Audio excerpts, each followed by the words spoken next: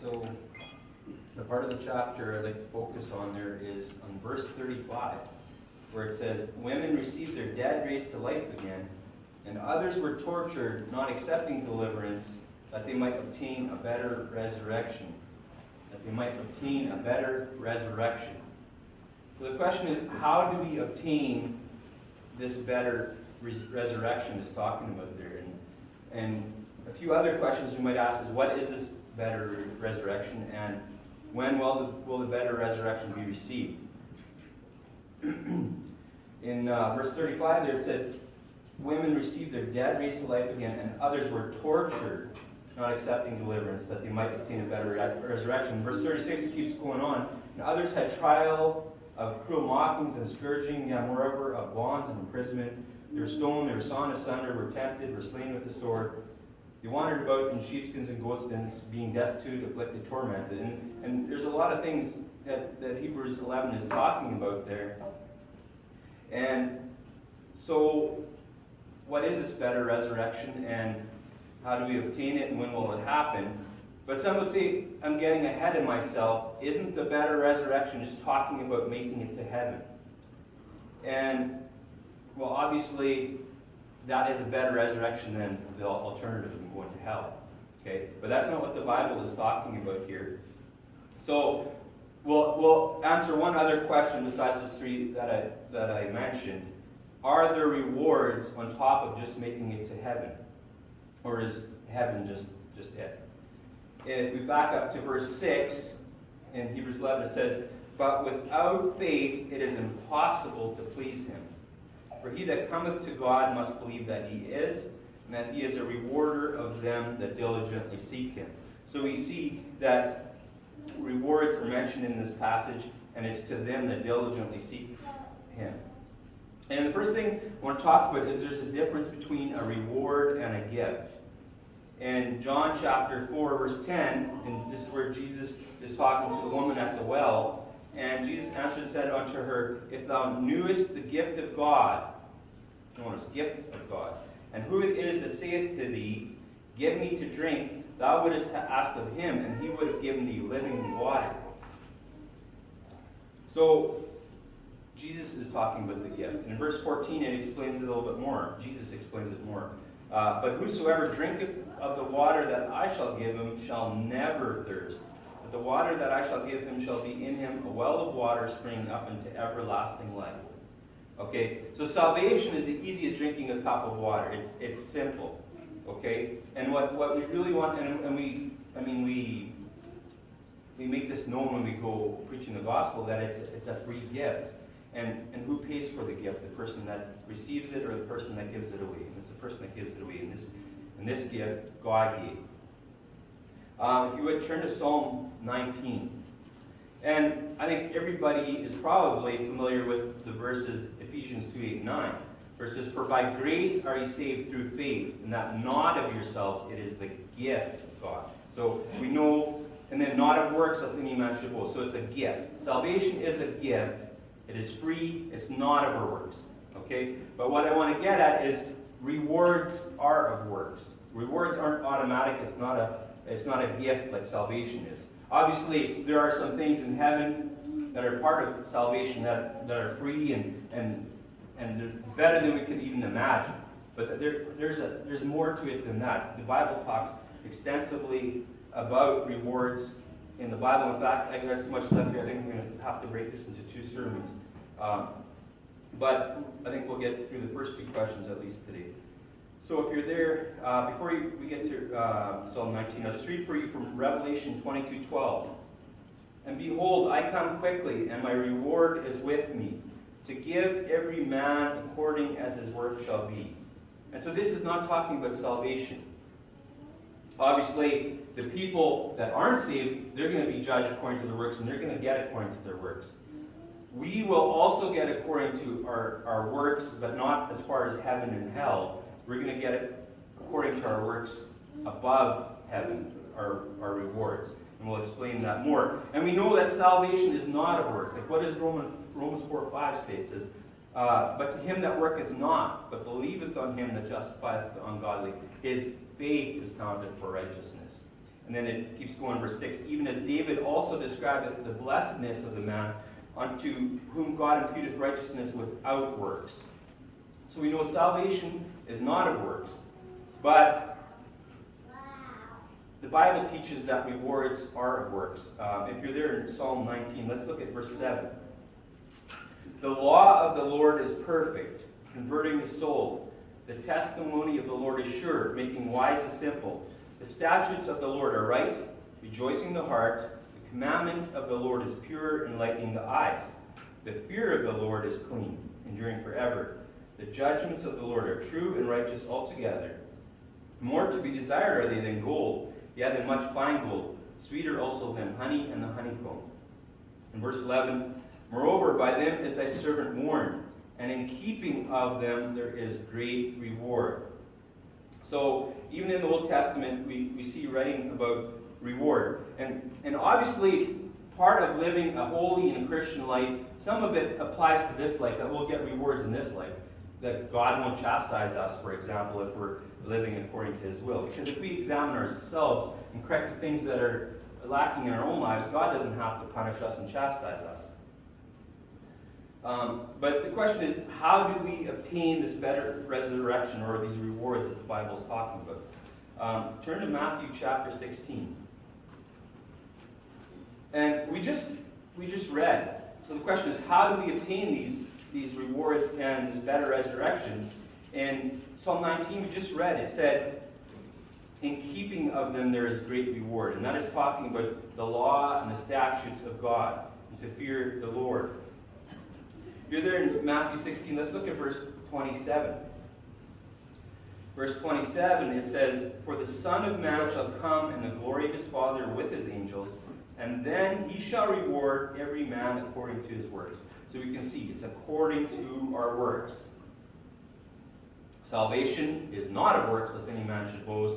Rewards are of works. Let's just back up to verse 24 for some context on that. Because verse 27 starts with a for.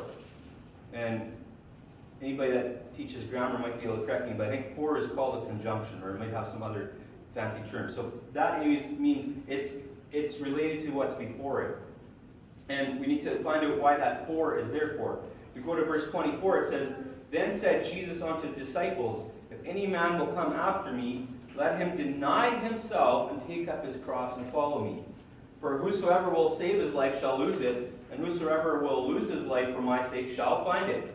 For what is a man profited if he shall gain the whole world and lose his own soul? Or what shall a man give in exchange for his soul? For the Son of Man shall come in the glory of his Father with his angels, and then he shall reward every man according to his works. So this passage is talking about giving up what's important to the old man and living in the new man, living in the Spirit. And God is going to reward our works. We'll just flip over to chapter 5 of Matthew there. We'll start in verse 1 of chapter 5 of Matthew. And in chapter 5 of Matthew, this is the Sermon in the Mount. And he's preaching it up in the mountain. And there is a similar sermon that Jesus preached. And I think some people get confused, but that one is a sermon in the plain. We'll get to that one a little bit later. So starting in verse 1, it says, and seeing the multitudes, he went up into a mountain. And when he was set, his disciples came unto him. And what follows here, people call the Beatitudes. Verse 2, and he opened his mouth and taught them, saying, blessed are the poor in spirit, for theirs is the kingdom of heaven. Blessed are they that mourn, for they shall be comforted. Blessed are the meek, for they shall inherit the earth. Blessed are they which do hunger and thirst after righteousness, for they shall be filled. Blessed are the merciful, for they shall obtain mercy. Blessed are the pure in heart, for they shall see God. Blessed are the peacemakers, for they shall be called the children of God. So here are some specific things that we can get blessings for. You know, blessings for being merciful, or pure in heart, or meek, or even going through tough times, like being poor in spirit, or mourning, or hungering and thirsting. But some might say, well, these things might not be rewards that we receive after death. So let's just keep reading the next few verses here. Verse 10. Blessed are they which are persecuted for righteousness' sake, for theirs is the kingdom of heaven. Blessed are ye when men shall revile you and persecute you, and shall say all manner of evil against you falsely for my sake. Verse 12, rejoice and be exceeding glad, for great is your reward in heaven. For so persecuted they the prophets which were before you. So another specific example of something that we could get a reward for from God is for enduring hardship for Christ. Notice it says, great is your reward in heaven. That sounds good to me. I mean, just a small reward in heaven. Just to get to heaven is a great gift. But to get rewards on top of the gift, that's just amazing. And I think there's also blessings on earth for doing these things, but the rewards that we're going to get in heaven, I think, will be even better than that. And keep reading, verse 13, it says, ye are the salt of the earth. But if the salt have lost its savor, wherewith shall it be salted? It is thenceforth good for nothing but to be cast out and to be trodden under foot of men. So we need to watch out that we don't lose our saltiness. So we are the salt of the earth. So we're the ones that give the earth the good flavor. And you don't need half of a recipe to be salt to make it taste good. In fact, that's overdoing this example because that would taste awful. But you just need a little bit of salt. So if God sees a few righteous people on the earth, that already makes it more palatable for him. Just like in Sodom and Gomorrah, if he could have found those 10 righteous people, he would not have destroyed Sodom for those 10 righteous people. So we should watch out that we don't lose our savor, and that not only won't we get the rewards if that happens to us, but something bad could happen to us, like an early death, for example, because it says, it is henceforth good for nothing but to be cast out and to be trodden under foot of man. So that doesn't necessarily mean death, but that could be one of the things. It could have early death or just bad things happen in our life. Let's keep reading. Verse 14, ye are the light of the world. A city that is set on an hill cannot be hid. Neither do men light a candle and put it under a bushel, but on a candlestick, and it giveth light unto all that are in the house. Let your light so shine before men, that they may see your good works, and glorify your Father which is in heaven. Let's just drop down to verse 19. Whosoever therefore shall break one of these least commandments, and shall teach men so, he shall be called the least in the kingdom of heaven. But whosoever shall do and teach them, the same shall be called great in the kingdom of heaven. So verse 19 there we see that heaven isn't some kind of like a communist utopia where, and I don't know if you studied any part of communism, it didn't work out the way that these guys had planned out, or the way they said it was going to happen, that everyone was equal. But then later on they found out some were more equal than others, they got a higher position.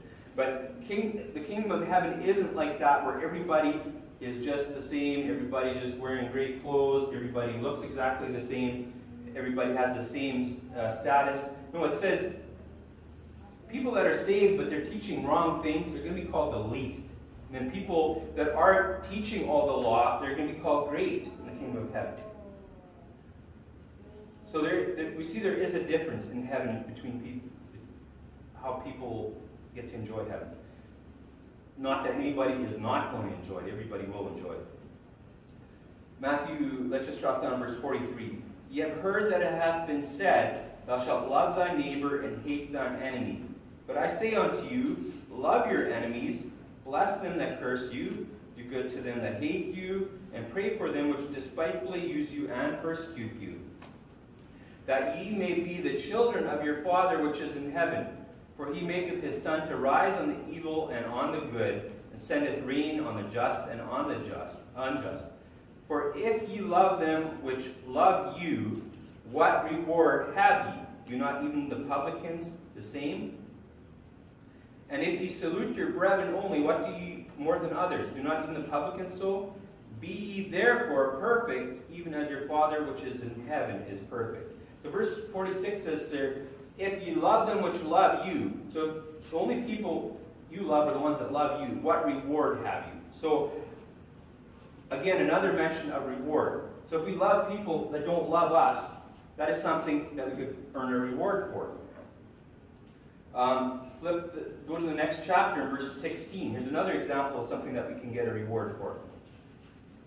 Verse 16 of chapter 6. Moreover, when ye fast, be not as the hypocrites, of a sad countenance, for they disfigure their faces, that they may appear unto men to fast. Verily I say unto you, they have their reward. But thou, when thou fastest, anoint thy head and wash thy face, that thou appear not unto men to fast, but unto thy Father which is in secret, and thy Father which seeth in secret shall reward thee openly. So we see fasting is something specifically mentioned that we can get a reward for, but not if we do it wrong. If we do it to be seen of men, like I'm fasting and because I think I'm greater, or something like that. If we do it for the wrong reasons, we're not going to get a reward.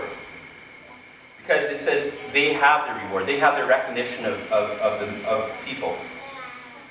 Verse 19. Lay not up for yourselves treasures upon earth, where moth and rust doth corrupt, and where thieves break through and steal. But lay up for yourselves treasure in heaven, where neither moth nor rust doth corrupt, and where thieves do not break through nor steal.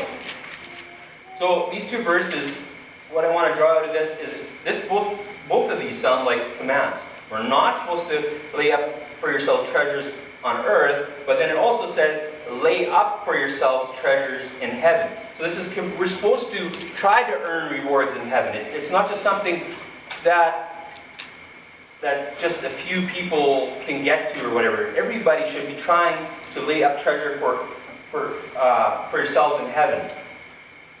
And if we keep reading, verse 21, it says, for where your treasure is, there will your heart be also.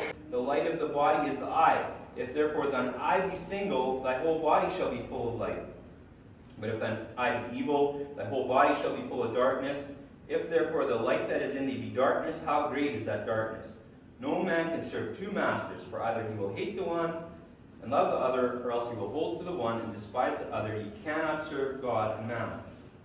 So we might sometimes think of certain people in life to be short-sighted. They're not looking at the big picture. For instance, a child that, you give them, some people give their children a weekly or monthly allowance. And so a child that will go spend all their money on candy instead of, saving up for something a little bit better and buy themselves a toy. Or adults, and I think a lot of people are guilty of this, including me, is spending too much money and going out to eat instead of saving some money to buy a better car or a better house, or putting away money for retirement. So I admit that is short-sighted.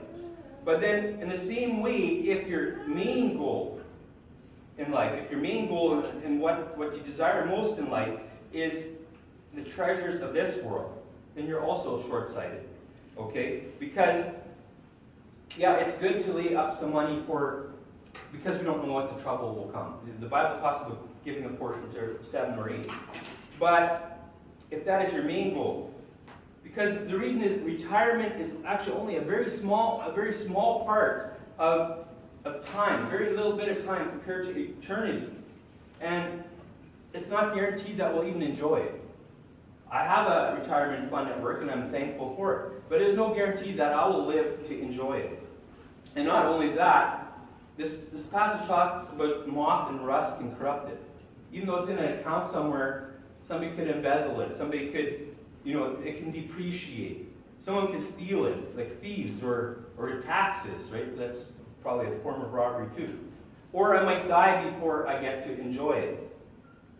So rather, we should lay up treasures in heaven, because that's not something that thieves can break through or steal. Moth and rust don't corrupt it.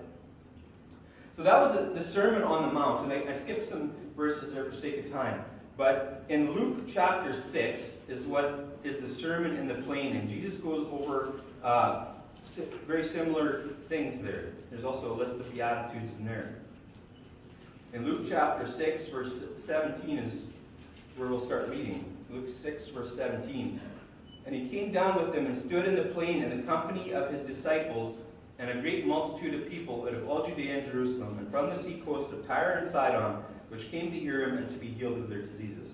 So So we see it says, and stood in the plain. So if you just read the rest of it, you might think, well, this is just Luke's account of what happened in Matthew. It's also in the Mount. But it says very clearly, they stood in the plain. Verse 18, and they that were vexed with unclean spirits, and they were healed. And the whole multitude sought to touch him, for there were virtue out of him, and healed them all. And he lifted up his eyes on his disciples and said, Blessed be ye poor, for yours is the kingdom of God. Blessed are ye that hunger now, for ye shall be filled. Blessed are ye that weep now, for ye shall laugh. Blessed are ye when men shall hate you, and when they shall separate you from their company, and shall reproach you, and cast out your name as evil for the Son of Man's sake. Rejoice ye in that day, and leap for joy. For behold, your reward is great in heaven. For in the like manner did their fathers unto the prophets. So people will persecute us if we serve Christ.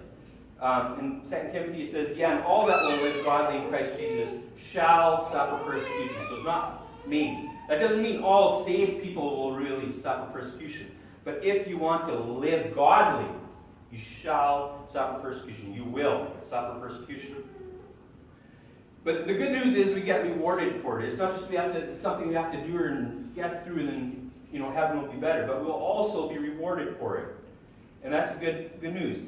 And we realize we're going to get persecuted from, the sodomites of this world and the people that hate God and the other religions and the atheists. We understand that. But when people that are actually saved, they persecute us, or people, at least that name the name of Christ, or maybe even call themselves Baptists, they want to make fun of you and separate you from their company. If a church kicks you out, or tells you you're not welcome for believing, different on end times. Like Brother Tony's going to get a reward for that in heaven.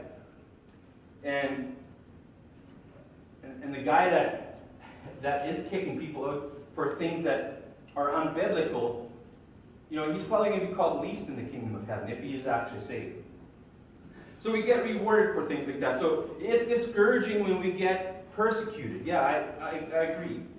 But if you think on the rewards, when I heard of that story, I was like, yeah, that's a bummer. That's bad. And then I thought, yes, he's getting some rewards. To be persecuted is also good news. We should try to think on the good side of that. Think of the big picture of eternity. And if we continue to preach the truth, if we continue to live for God, we will suffer persecution. But don't be discouraged, because it says, your reward in heaven is great. Keep reading, verse 24. But woe unto you that are rich, for ye have received your consolation. Woe unto you that are full, for ye shall hunger. Woe unto you that laugh now, for ye shall mourn and weep. Woe unto you when all men shall speak well of you, for so did their fathers to the false prophets. And that verse just reminds me of Billy Graham. He's been dead I don't know how long. People are still saying good things about him, even though he teaches the false gospel. Verse 27, But I say unto you which hear, love your enemies, do good to them which hate you, bless them that curse you, and pray for them which despitefully use you. And unto them that smiteth thee on the one cheek, offer also the other. And him that taketh away thy cloak, forbid not to take thy coat also. Give to every man that asketh of thee, and of him that taketh away thy goods, ask them not again. And as ye would that man should do to you, do ye also to them likewise. For if ye love them which love you, what thank have you? For sinners also love those that love them. So here in Luke, in this sermon, Jesus says, if you love them which love you, what thank have ye? And then on the Sermon on the Mount, he said, what reward have ye? So we can see that a reward is a thank you. It's a thank you for something that we have done. A gift is something that we don't deserve. It's just free. Through grace, we get to accept it. We don't deserve it, but if we ask for it and we believe, we get it. So a reward is a thank you. Verse 33. And if ye do good to them which do good to you, what thank have ye? For sinners also do even the same.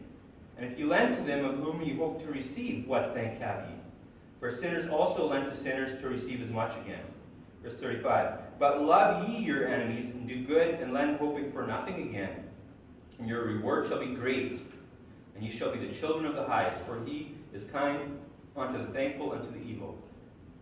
So notice, it says, but love ye your enemies and do good and lend, hoping for nothing again, and your reward shall be great. But notice it says, love ye your enemies. It doesn't say love God's enemies. In fact, in the Bible, it talks about, David says, how do I hate them that hate thee, O Lord? And I might not be quoting that right. But David was righteous and he hated the enemies of God. We should love our enemies, but not love God's enemies. And our reward will be great for loving our enemies. Verse 36, be ye therefore merciful, as your Father also is merciful. Okay, let's turn to 1 Corinthians 9, verse 16. 1 Corinthians 9, verse 16. And that's not something that's just easy to love our enemies. Because, I mean, our enemies hate us. They want to do us damage. And the Bible commands us to love them anyways. But just think of the example of Christ, what he did. He loved those people that were even making fun of him. And the soldiers that would have crucified him, he loved them. God doesn't continue to love everybody, but he's loved everyone at one time. For God so loved the world. Loved is past tense. He loved the world. Okay, if you're there in 1 Corinthians chapter 9, let's look at verse 16. For though I preach the gospel, I have nothing to glory of. For necessity is laid upon me. Yet woe is unto me if I preach not the gospel. For if I do this thing willingly, I have a reward. But if against my will, a dispensation of the gospel is committed unto me. And that word dispensation just means he's got the gospel and he's supposed to dispense it to people. He's supposed to hand it out. It's not some period of time like people like to twist it. It's just you have something, you're dispensing it. Like if I got a jar full of candy or like suckers and I'm handing it to each child, I'm dispensing suckers. And he's dispensing the gospel. And he's saying, if I do it willingly, I have a reward. He says, but if he doesn't, it's still laid upon him. He says, woe unto me if I preach not the gospel. So verse 18, what is my reward then? Verily, that when I preach the gospel, I may make the gospel of Christ without charge, that I use not my power in the gospel. For though I be free from all men, yet have I made myself servant unto all, that I might gain the more. And unto the Jews I became as a Jew, that I might gain the Jews. To them that are under the law as under the law, that I might gain them that are under the law. To them that are without law as without law, being not without law to God, but under the law to Christ, that I might gain them that are without law. To the weak became I as weak, that I might gain the weak. I am made all things to all men, that I might by all means save some. And this I do for the gospel's sake, that I might be partaker thereof with you. Verse 24, know ye not that they which run in a race run all, but one receiveth the prize? So run that ye may obtain. Okay? So, when I was in school, well, I was starting to head that way already. But when I was in school, one person won the race, or one team won the game. Nowadays, they don't even want to make a winner or a loser because they don't want to hurt the kids' feelings. The sad fact of the matter is, eventually their feelings are going to be hurt in life. Eventually they've got to man up or become a woman, and they've got to realize that life isn't just all roses. There's, some weeds and, dandelions and thistles and stuff like that too. But one receiveth the prize, so run ye that you may attain. There is some things, though, that there is prizes for everybody that tries and makes it to a certain level. Verse 25 says, every man that striveth for the mastery is temperate in all things. Now they do it to obtain a corruptible crown, but we an incorruptible. Okay, so the people that are running a race or competing in the Olympics, they're competing for this, however big it is, that medallion of gold, right? And some of them aren't even happy if they win silver, right? That's just first loser. But that is corruptible. One day that's going to melt, or it's going to corrode, or whatever. It might get lost and trodden under, a bunch of pigs or something.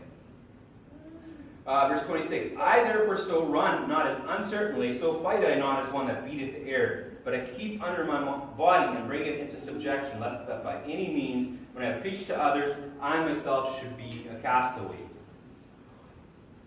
So there is a reward for preaching the gospel. Turn back to chapter 3. We're in chapter 9, let's just turn back to chapter 3. And we'll start in verse 4. 1 Corinthians chapter 3, verse 4. For while one saith, I am of Paul, and another, I am of Apollos, are ye not carnal? So, and I think everybody probably knows carnal is the opposite of being spiritual. And I think Spanish speakers would especially know that, because I think carne means meat, right? So carnal is we're living in the flesh. Verse 5, who then is Paul and who is Apollos, but ministers by whom ye believe, even as the Lord gave to every man? I have planted, Apollos watered, but God gave the increase. So then neither is he that planteth anything, neither he that watereth, but God that giveth the increase. And he that planteth and he that watereth are one, and every man shall receive his own reward according to his own labor. For we are laborers together with God. You're God's husbandry, you're God's building. So there's some people that are, arguing and thinking, I'm from Paul, I'm from Apollos, I'm from this church, I'm from that church. They're kind of, I guess, some pride or thinking they're better than other people. But Paul's explaining, he planted, but Apollos watered, but God is the one that gives the increase. So when we go soul winning, we got to realize, yes, we are getting them saved because we're leading them to the truth through the gospel. But it's God that's giving the increase. But in verse 8, look at this. It says, every man shall receive his own reward according to his own labor. Okay? It doesn't say according to how many people you get saved. Okay? That is really good if you get people saved. And there's an added benefit to that I probably won't get to today. But it doesn't say according to how many people you get saved, but according to his own labor. So it's for your effort, it's not for the results. Obviously, our goal is to get the results, to get people saved, preach the gospel so that they will believe and they will get to go to heaven. But even if we don't, if we're knocking and we get all the bad, what we call the bad doors, or people that don't want to hear us, no thank you, or worse, slam the door in your face, although that doesn't happen too often. That doesn't mean we're going to get any less of a reward than other people that are also putting just as much effort into it, and they're getting people saved. Because we work together. It says we're laborers together with God. So let's go to John chapter 4. Because, let's face it, we have days like that where, it's just not a receptive area or nobody's home. People don't want to hear. But we're still putting in the effort. John chapter 4, verse 35. We were here before. In chapter 4, it was also with the woman at the well. Verse 35, it says, say not ye, there are yet 4 months, and then cometh harvest. Behold, I say unto you, lift up your eyes and look on the fields, for they are white already to harvest. And he that reapeth receiveth wages, and gathering fruit unto life eternal, that both he that soweth and he that reapeth may rejoice together. And herein is that saying true, one soweth and another reapeth. I sent you to reap that whereon you bestow no labor, other men labored, and you entered into their labors. So we see, by reaping we receive wages, and we're gathering fruit unto life eternal. Okay, so salvation is not wages. Wages of sin is death, but salvation is a gift. And he that reapeth receiveth wages. So if you're working in the harvest, you get the wages. But he's also saying one soweth, so that means one person's planting and another person reapeth. They're getting the harvest. But it also says that they may rejoice together. So when they get to see those people, when we get to heaven, we get to see those people, even though we might have just left them with one verse. Later on, somebody came and watered it, and yet later, somebody came and got them saved. We're still going to be part of that rejoicing. We're going to be, yes, that person did actually make it to heaven. That's going to be a happy day. And as I said, as it said in 1 Corinthians 3, verse 8, it said, now he that planteth and he that watereth are one, and every man shall receive his own reward according to his own labor. So everybody that puts forth the same effort will get the same reward. But if you're not doing it heartily, you're just kind of going through the motions and because that's what we do at that time or because your friends want to do it, that you're not going to get the same reward as somebody that's doing it heartily and doing it with passion and trying to do the best they can. Because it says, according to his own labor, you will receive a reward. If you would, turn to Philippians 4. While I go in there, I'll read for you Colossians 3. It says, servants, obey in all things your masters according to the flesh, not with eye service as men pleasers, but in singleness of heart, fearing God. And whatsoever ye do, do it heartily as to the Lord and not unto men, knowing that of the Lord ye shall receive the reward of the inheritance, for ye serve the Lord Christ. So whatever we do, we should do it heartily, but especially if we're doing God's work, we should do it heartily. Because we should know that of the Lord we will receive the reward of the inheritance. Philippians 4, we'll go down to verse 14. It says, notwithstanding ye have well done that ye did communicate with my affliction. Now ye Philippians know also that in the beginning of the gospel, when I departed from Macedonia, no church communicated with me as concerning giving and receiving, but ye only. For even in Thessalonica ye sent once and again unto my necessity, but because I desire a gift, but I desire fruit, not because I desire a gift, but I desire fruit that may abound to your account. But I have all and abound. I am full, having received of Epaphroditus the things which were sent from you, in order of sweet smell, a sacrifice acceptable, well-pleasing to God. So verse 17 there, it says, not because I desire a gift, but I desire fruit that may abound to your account. So these people had sent some kind of a blessing, some kind of a gift. And Paul is saying, he's saying it's a good thing, not that he wanted a gift, but because he wanted fruit to be added to their account. So when God's looking at all the things that those people have done, they give this blessing to him in Thessalonica. So we see that God is keeping score and that he is keeping track, but not for heaven and hell. Because we're already saved, okay, but it's for rewards that we could get.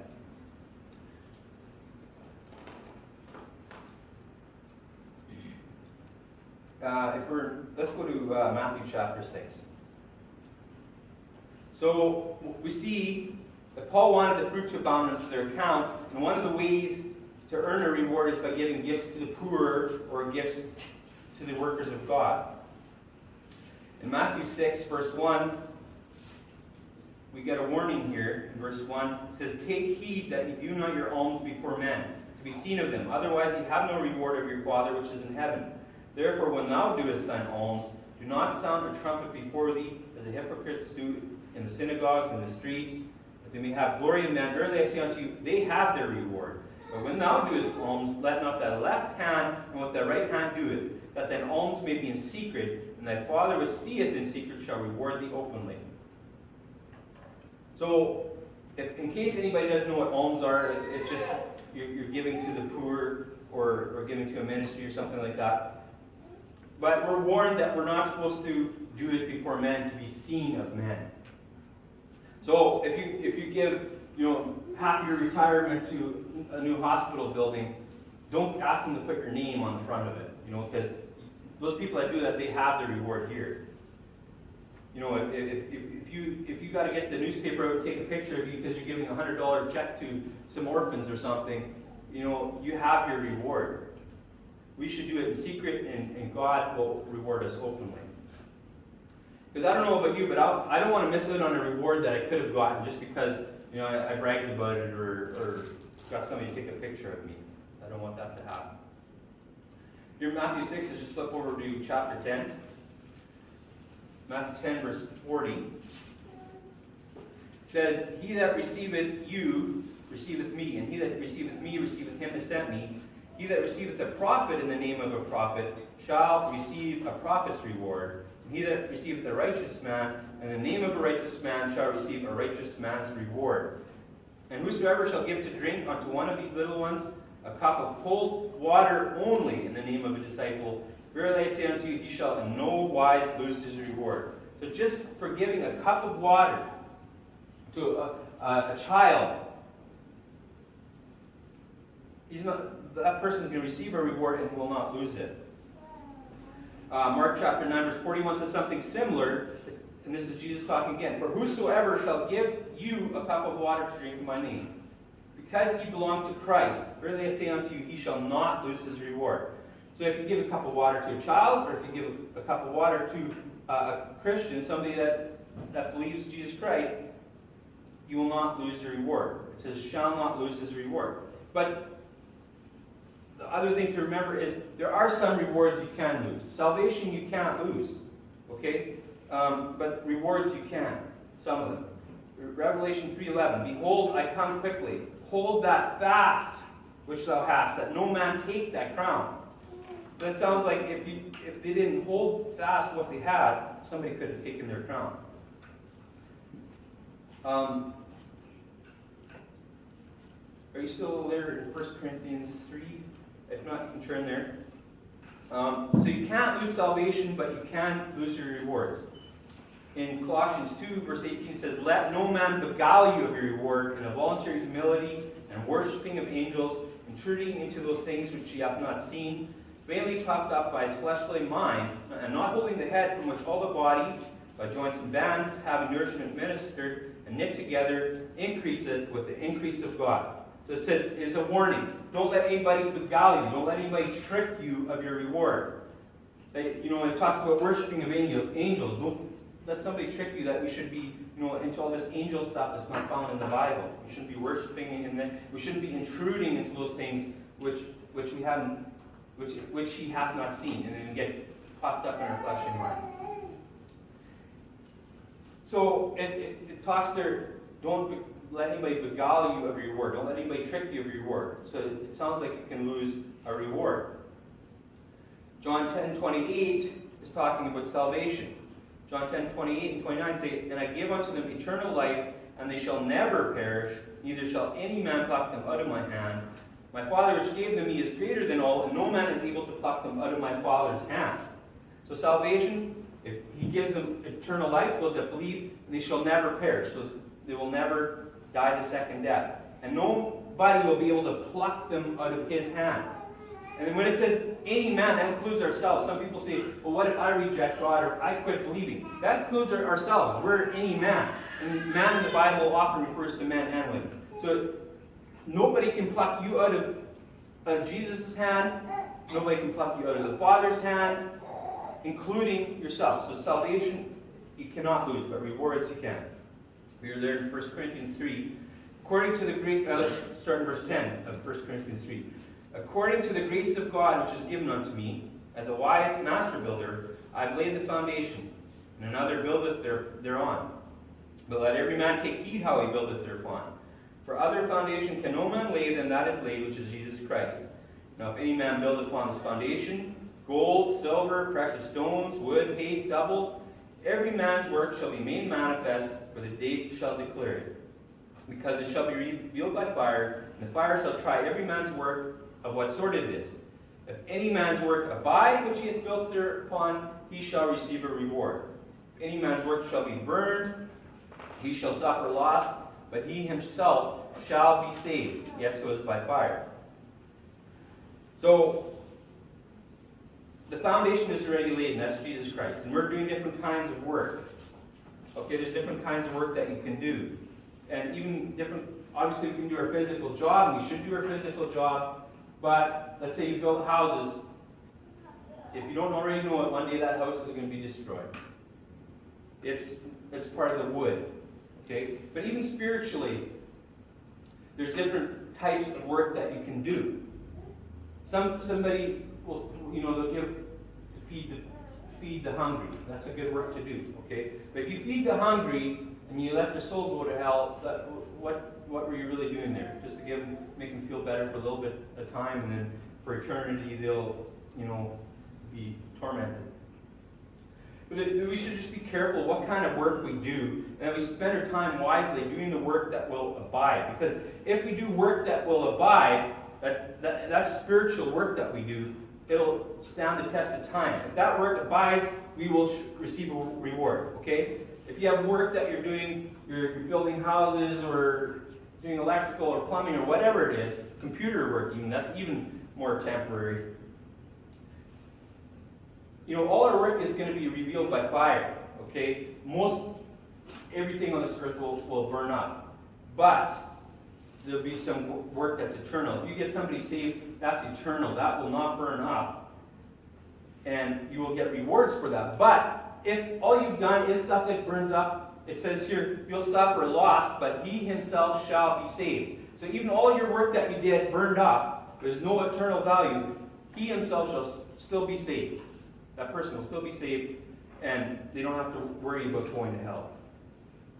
In 2 John 1, verse 8, it says, "Look to yourselves that we lose not those things which we have wrought, but that we receive a full reward." So, in 2 John 1, verse 8, it's telling us there that we're supposed to look to ourselves that we don't lose those things which we have wrought. Wrought means work. Like if you have wrought iron, that means you've done something with it. Maybe you heated it up and twisted it or something. But that we will receive a full reward. Because we could have earned something, and would have been really good. But if we slip away and we do something so that God will take away those rewards, then we won't receive a full reward. I think when it says there, if you give a cup of water to a child or to a Christian, it says they will not lose their reward. I don't think you can lose that reward, but I think there are rewards that you could lose.